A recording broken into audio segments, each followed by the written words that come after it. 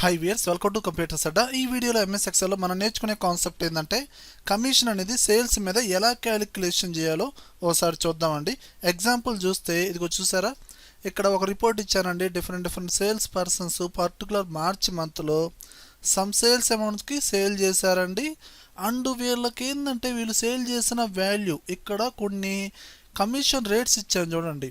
వీళ్ళు సేల్ చేసే అమౌంట్ అనేది 5000 లోపు కనుక ఉంటే ఎలాంటి కమిషన్ ఉండదు. అదే 5000 కన్నా ఎక్కువగా ఉంటే 3%, 8000 అండ్ 8000 కన్నా ఎక్కువగా ఉంటే 5%, అలా 7%, 11% అని ఇలా డిఫరెంట్ కమిషన్ రేట్స్ అనేది ఇవ్వడం జరిగిందండి.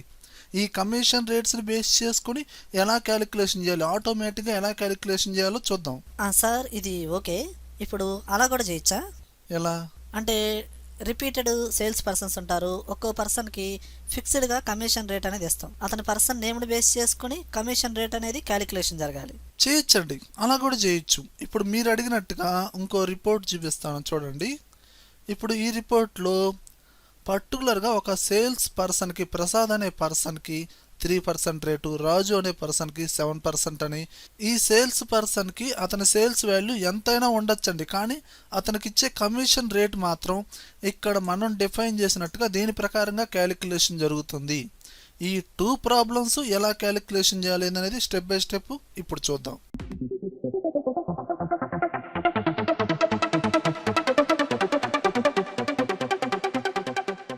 చూడండి వ్యూయర్స్, మనకు రావాల్సిన కమిషన్ వాల్యూ అనేది ఇక్కడ రావాలండి. ఓకే, గణేష్ అనే వ్యక్తి సేల్స్ పర్సన్ మార్చి నెలలో 7500కి సేల్ చేశాడు. ఇక్కడున్న సేల్స్ వాల్యూ ప్రకారంగా అండ్ కమిషన్ రేట్స్ని బేస్ చేసుకొని కమిషన్ వాల్యూ రావాలి. ఇప్పుడు మనకి ఈ 2 ప్రాబ్లమ్స్కి యూజ్ చేసే formula basic formula if condition. దీన్ని బేస్ చేసుకొని మనం ఆ కమిషన్ అనేది మనం ఫైండ్ అవుట్ చేయొచ్చు. ఓకేనా, ఇది చూడండి, నేను డైరెక్ట్గా equal to if open braces. ఇక్కడ ఇప్పుడు ఫస్ట్ ఇక్కడ రావాల్సిన కమిషన్ అమౌంట్ ఎవరిదండి? గణేష్ అనే వ్యక్తిది. అతను సేల్ చేసిన అమౌంట్ ఎక్కడ ఉంది? ఇదిగోండి ఈ సెల్లో ఉంది, 7500. ఈ సెల్ని రెఫరెన్స్గా తీసుకోవాలి.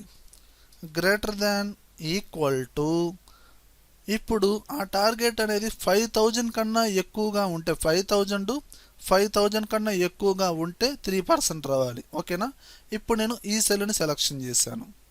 ఓకేనా, కామా అండ్ 5000 కన్నా ఎక్కువగా ఉంటే ఆటోమేటిక్గా మనకేంటి ఇక్కడ 3% అనేది క్యాలిక్యులేషన్ అవ్వాలి. ఓకేనా, ఇక్కడ 3% అని డైరెక్ట్గా ఇక్కడ ఇవ్వకూడదండి. ఇక్కడ ఏంటంటే మనకి పర్సంటేజ్ సింబల్ కాకుండా 3% అంటే బై 100 వేస్తే మనకి 0.03 అలా ఇవ్వాలి. ఓకేనా, ఓకే, కామా 0.03 ఈ విధంగా. కావాలంటే మీరు ఏం చేస్తారంటే ఈ కమిషన్ రేట్స్ ఉన్నాయి కదండి, వీటన్నిటిని సెలెక్షన్ చేసి హోమ్ ట్యాబ్లో ఇవి పర్సంటేజ్ ఫార్మేట్లో ఉన్నాయి కదండి, జనరల్ ఫార్మేట్లో పెట్టండి. ఇదిగోండి ఇలా వచ్చేస్తాయి.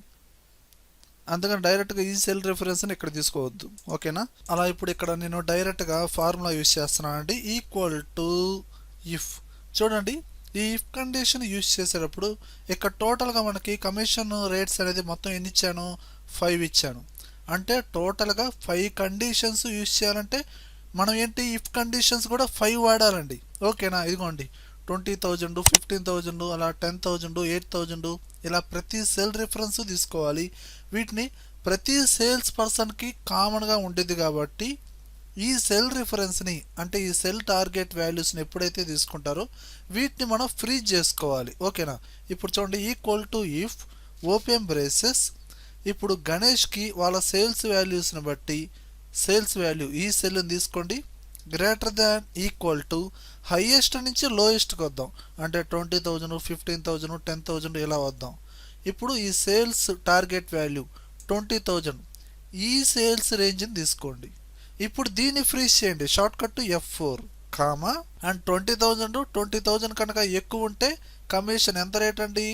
0.15%, 0.15 ఇలా డైరెక్ట్గా టైప్ చేయండి. సెల్ రెఫరెన్స్ని తీసుకోవద్దు, అంటే ఈ సెల్ రేంజ్ని తీసుకోవద్దు. ఓకేనా, కామా మళ్ళీ అగైన్ ఇంకో ఇఫ్ కండిషన్, 15,000కి ఇంకో ఇఫ్ కండిషన్, 10,000కి ఇంకో ఇఫ్ కండిషన్ ఇలా వాడాల్సిందే. ఇఫ్ ఓపెన్ బ్రేసెస్ మళ్ళీ సేల్స్ వాల్యూ ఇది ఏ సెల్లో ఉందండి? F2. ఇక్కడ ఆల్రెడీ ఫార్ములా యాడ్ అయిపోయింది. నేను డైరెక్ట్గా F2 అని టైప్ చేశాను. Greater than equal to 15,000.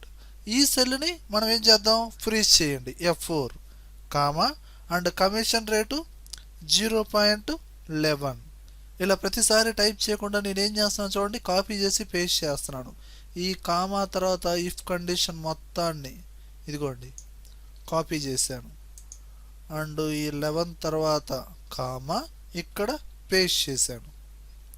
And if 10,000కి ఇవ్వాలి కదండి, నేనేం చేస్తున్నాను, ఇక్కడ సెలక్షన్ చేసి 10,000 సెల్ని సెలక్షన్ చేసి దాన్ని ఫ్రీజ్ చేశాను.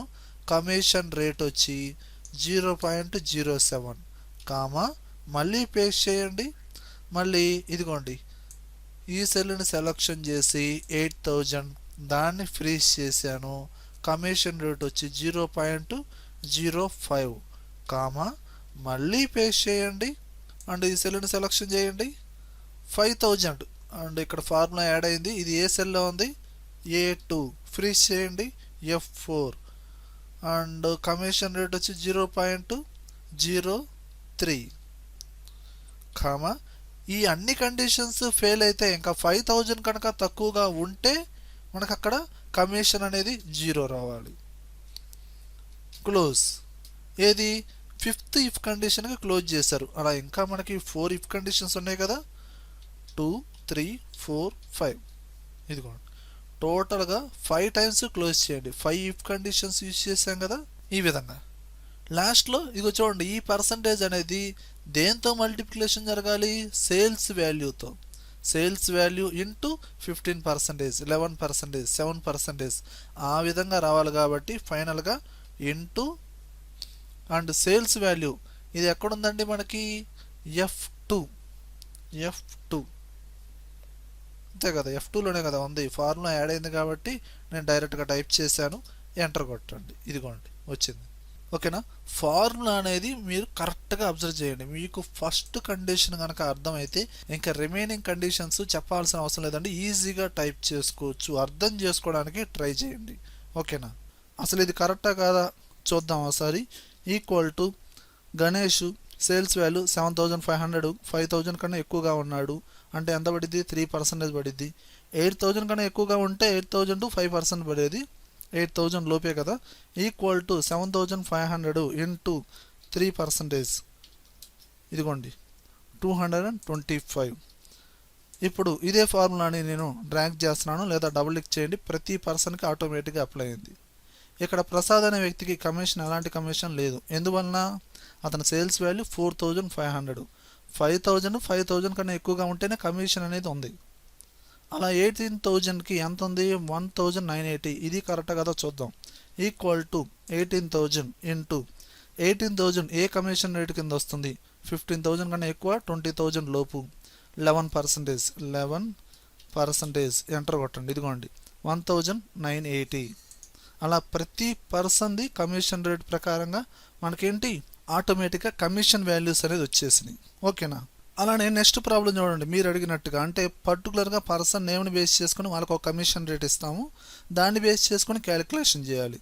ఇదిగోండి ఇక్కడ మనం ఫార్ములా అప్లై చేయాలి. ఇక్కడ దాదాపు 4 మెంబర్స్ ఇచ్చాను. ప్రసాద్ అనే వ్యక్తికి 3%, సురేష్ అనే వ్యక్తికి 5% ఇలా ఇచ్చానండి. దీనికి కూడా మనం ఇఫ్ కండిషన్ యూజ్ చేయొచ్చు. ఓకేనా? Equal to if open braces. ఇక్కడ మనం ఏం చేద్దామంటే పర్సన్ నేమ్ అనేది ఎక్కడ మనకి ఉంది? Sales person name. దీన్ని బేస్ చేసుకోవాలి. ఈ సెల్ని సెలక్షన్ చేయండి. ఈక్వల్ టు డబల్ కోట్స్లో ఆ పర్సన్ నేమ్ అనేది మనకి ఇక్కడ స్టార్టింగ్ నుంచి వద్దాం. ఫస్ట్ ఎవరిది ఉంది? ప్రసాద్ ఉంది. అక్కడ క్యాపిటల్ లెటర్స్లో ఉంది కాబట్టి క్యాపిటల్ లెటర్స్లోనే ఇవ్వండి. ప్రసాద్ డబల్ కోట్స్ ఎన్ చేయండి. డబల్ కోట్స్ మెన్షన్ చేయండి. టెస్ట్ కదండి. ఓకేనా? ఈ విధంగా ఈ కండిషన్ కనుక కరెక్ట్ అయితే ప్రసాద్ సేల్స్ పర్సన్ అయితే ఇదిగోండి కామా ఓపెన్ బ్రేసెస్. ఇక్కడ అతని సేల్స్ అమౌంట్ ఏ సెల్లో ఉంది? F2లో ఉంది కదండి. F2 ఇంటూ ప్రసాద్ అనే వ్యక్తికి ఇచ్చిన సేల్స్ కమిషన్ రేట్ అమౌంట్ ఎంత అండి? 3%. ఈ విధంగా ఇవ్వండి. క్లోజ్ కామా ఈ విధంగా ఫస్ట్ కండిషన్ ఇలా. అలా సెకండ్ కండిషన్ ఒకవేళ రాజు ఉన్నట్టయితే ఇతనికి ఇంకో కండిషన్ వాడాలి, సురేష్ ఉన్నట్లయితే ఇతనికి ఇంకో కండిషన్ వాడాలి, విజయ్. అలా ఒక 10 మెంబర్స్ ఉన్నారండి సేల్స్ పర్సన్స్, ప్రతి ఒక్కరికి కండిషన్ ఇవ్వాల్సింది. అంటే టోటల్గా 10 ఇఫ్ కండిషన్స్ యూజ్ చేయాల్సిందే. ఓకేనా. నేనేం చేస్తున్నానంటే కామా ఇచ్చిన తర్వాత ఈ టోటల్ ఇఫ్ కండిషన్ మొత్తాన్ని కాపీ చేసి ఇక్కడ పేస్ట్ చేసా. ఇక్కడ ఇదిగోండి if D2 equal to double కోడ్స్లో ప్రసాద్ కాకుండా నెక్స్ట్ పర్సన్ ఎవరున్నారు, రాజు. అప్పుడు ఎంత క్యాలిక్యులేషన్ అవ్వాలి, 3% కాదండి 7% అతనికి ఇచ్చింది. మళ్ళీ కామా తర్వాత పేస్ట్ చేయండి. ఇక్కడ మనకి సురేష్, ప్రసాద్ ప్లేస్లో సురేష్ కరెక్ట్గా మ్యాచ్ అవ్వాలి, స్పెల్లింగ్ మిస్టేక్ లేకుండా. ఇతనికి ఎంత కమిషన్ రేటు 5%. కామా తర్వాత మళ్ళీ పేస్ట్ చేయండి. ఇంకో ఇఫ్ కండిషన్ ఉంది కదండి, ఇక్కడ డబుల్ కోడ్స్లో విజయ్, ఇతనికి ఇచ్చిన కమిషన్ రేటు 1%. ఈ విధంగా ఇవ్వండి. ఇప్పుడు ఇక్కడ లాస్ట్లో కామా అవసరం లేదు. అండ్ టోటల్గా మనం 4 కండిషన్స్ యూజ్ చేసాం కదండి, 1 2 3 4 ఈ విధంగా. ఓకేనా. ఇక్కడ మనకి ఏంటంటే క్యాలిక్యులేషన్ పార్ట్కి అంటే కమిషన్ రేట్ క్యాలిక్యులేషన్ అవ్వడానికి క్లోజ్ చేసాము. రిమైనింగ్ ఇఫ్ కండిషన్స్కి టోటల్గా 4 క్లోజ్ చేసేసాము. ఓకేనండి. ఇప్పుడు ఎంటర్ కొట్టండి. ఇదిగోండి 225. ప్రసాద్ అనే వ్యక్తికి ఎంత ఇచ్చాం, 3%. అతని సేల్స్ అమౌంట్ 7,500. చూద్దాం. Equal to 7,500 into 3%. ఇదిగోండి. కావాలంటే రాజు చూద్దాం. ఈక్వల్ టు 18,000 ఇంటూ రాజుకి ఇచ్చిన కమిషన్ రేటు 7%. 7% ఎంటర్. 1,260 రావాలి. ఇప్పుడు ఫిల్ హ్యాండిల్తో డ్రాగ్ చేయండి మొత్తాన్ని. ఇదిగోండి రాజుకి 1,260, మళ్ళీ ప్రసాద్కి 135, మళ్ళీ రాజుకి 1,575. ఈ విధంగా ఇలా ఇండివిజువల్ సేల్స్ పర్సన్కి కమిషన్ రేట్స్ అనేది ఇచ్చినప్పుడు ఈ విధంగా మనం క్యాలిక్యులేషన్ చేసుకోవచ్చు. ఓకేనా. అలానే సార్ ఇప్పుడు అక్కడ కనిపించిన సేల్స్ పర్సన్స్ రిపీటెడ్గా ఉన్నారు కదా సార్, ఇప్పుడు ఒక్కో పర్సన్ది total sales value, total commission value రావాలి. ఓకే. అంటే సేమ్ పర్సన్స్ రిపీట్ అయ్యారు కదండి, వాళ్ళకి పైవోట్ టేబుల్ అప్లై చేయొచ్చు. పైవోట్ టేబుల్ ఓకేనా, అదే అప్లై చేద్దాం. ఇక్కడ నేను ముందుగానే పైవోట్ టేబుల్ అప్లై చేశానండి, హైడ్ చేశాను చూడండి. అంటే ప్రసాద్ అనే వ్యక్తి టోటల్గా సేల్స్ అన్నీ చేశాడు, అతని టోటల్ కమిషన్ ఎంత వచ్చింది. రాజు అనే పర్సన్కి టోటల్ సేల్స్, టోటల్ కమిషన్. అసలు ఈ టోటల్ మంత్లో మనకేంటంటే టోటల్ సేల్స్ వాల్యూ ఎంత, టోటల్ కమిషన్ వాల్యూ ఎంత ఇలా చూడొచ్చు.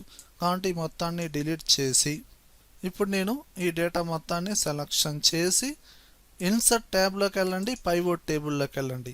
ఇదే షీట్లో రావాలి కాబట్టి ఎగ్జిస్టింగ్ వర్క్ షీట్ ఈ రేడియో బటన్ని క్లిక్ చేసి లొకేషన్ ఎక్కడ రావాలి, ఇక్కడి నుంచి రావాలి. ఈ డేటా మొత్తాన్ని సెలక్షన్ చేయండి, ఇక్కడ రావాలి. ఓకేనండి. ఓకేనా. దీనికి సంబంధించిన ఒక బాక్స్ ఓపెన్ అయింది చూడండి. ఇప్పుడు మీకు కాలం వైజ్గా, రో వైజ్గా వాల్యూస్ అనేది ఎక్కడ రావాలి, వాల్యూస్ సేల్స్ వాల్యూస్ అలానే కమిషన్ వాల్యూస్ రావాలి. అండ్ అలానే సేల్స్ పర్సన్స్ అనేవాళ్ళు రో వైజ్గా రావాలి. ఇదిగోండి ఆటోమేటిక్గా వచ్చేసింది. రో వైజ్గా సేల్స్ పర్సన్స్ రావాలి. అలానే మనకి వాల్యూస్ అనేది కాలం వైజ్గా వచ్చినాయి.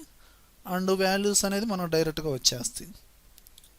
వాల్యూస్ ఉన్న ప్లేస్లో ఇక్కడ ఇచ్చేసేయండి. ఓకేనా. దీన్ని క్లోజ్ చేయండి కావాలంటే. ఇదిగోండి ఇలా చూసుకోవచ్చు. కావాలంటే వీటిని ఇండివిజువల్గా మళ్ళీ సెలక్షన్ చేసి వేరే ఫార్మేట్ కూడా మీరు అప్లై చేసుకోవచ్చు కావాలంటే. ఓకేనా. ఈ విధంగా బోర్డర్స్ ఇలాంటివి అప్లై చేసుకోవచ్చు. మీకు ఇంకా పైవోట్ టేబుల్ గురించి క్లియర్గా కావాలంటే దీని గురించి ఆల్రెడీ నేను ఎప్పుడో 3 years 4 years బ్యాకే ఆ పైవోట్ టేబుల్ గురించి వేరే సేల్స్ రిపోర్ట్లో చెప్పడం జరిగిందండి. కావాలంటే నా ఛానల్లో ప్లేలిస్ట్లో ఒకసారి చెక్ చేసుకోండి. ఓకే వ్యూయర్స్, ఈ వీడియోలో కంటెంట్ ఉంటేనే లైక్ చేయండి. లైక్ చేసినట్టు నలుగురికి షేర్ చేసినట్లే. అలానే యూట్యూబ్ ఛానల్ ఎంతవరకు మీరు సబ్స్క్రైబ్ చేసుకోకపోతే వెంటనే సబ్స్క్రైబ్ చేసుకోండి. పక్కనే ఉన్న బెల్ ఐకాన్ని ప్రెస్ చేయండి. Thank you very much.